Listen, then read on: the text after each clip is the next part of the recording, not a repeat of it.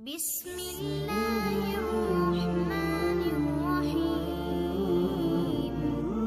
حضرت عائشہ صدیقہ رضی اللہ تعالیٰ عنہ فرماتی ہیں ایک عورت تھی اور اسے نبی پاک صلی اللہ تعالیٰ علیہ وسلم نے وہ کلمہ پڑھ کے مسلمان ہوئی، مدینہ طیبہ آ گئی تو حضور نے مسجد نبوی شریف میں اس کے لیے مکان، ایک سادہ سا کمرہ ساتھ مسجد کے بنوا دیا، وہیں رہنے لگی۔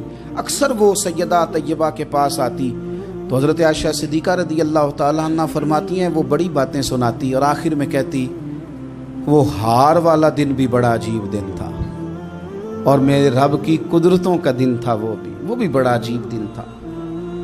سیدہ عائشہ صدیقہ رضی اللہ تعالیٰ عنہ ایک دن فرمانے لگی کہ تو ہار والے دن کا بڑا ذکر کرتی ہے، وہ کیا دن تھا؟ تو خاتون کہنے لگی اماں جی وہ دن تھا جب میرے رب پر بھروسہ اور مضبوط ہو گیا، جس دن میرا اپنے رب پر توکل اور بڑھا، میرے ایمان میں یقین میں اور پختگی آئی۔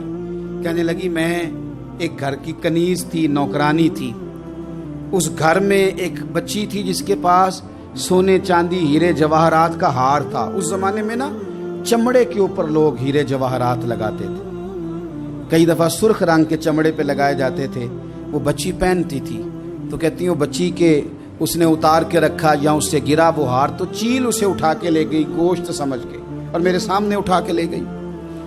گھر والوں نے مجھ سے پوچھا، یہ بخاری میں موجود ہے، گھر والوں نے پوچھا مجھ سے کہ وہ ہار کہاں ہے تو میں نے کہا چیل اٹھا کے لے گئی۔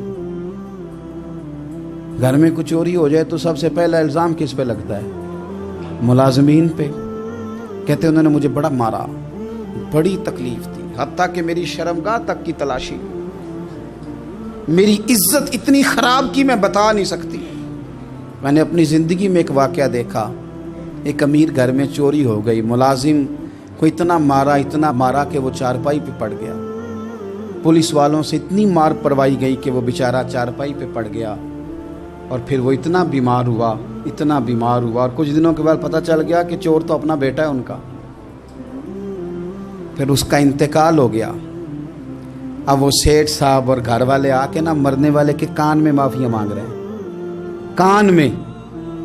تو میں نے ان سے پھر کہا تھا کہ یہ تو اب چلا گیا ہے، تمہارا زور چلتا تھا تو تم نے قانون خریدا اور تم نے اسے جتنا ہو سکا تم نے اسے مار پڑوائی، تمہارے پاس جو عدالتیں تھیں تم نے وہاں کارروائی کی، اب ایک عدالت قیامت کے دن لگے گی۔ یہ کمزور تھا کچھ کر نہیں سکا۔ میرے نبی پاک صلی اللہ علیہ وسلم نے فرمایا سن لو، اگر سینگ والی بکری نے بغیر سینگ والی بکری کو تکلیف دی ہوگی تو قیامت کے دن اسے بھی بدلہ دینا پڑے گا کہ تیرے پاس سینگ تھے اور تو نے اسے مارا تھا۔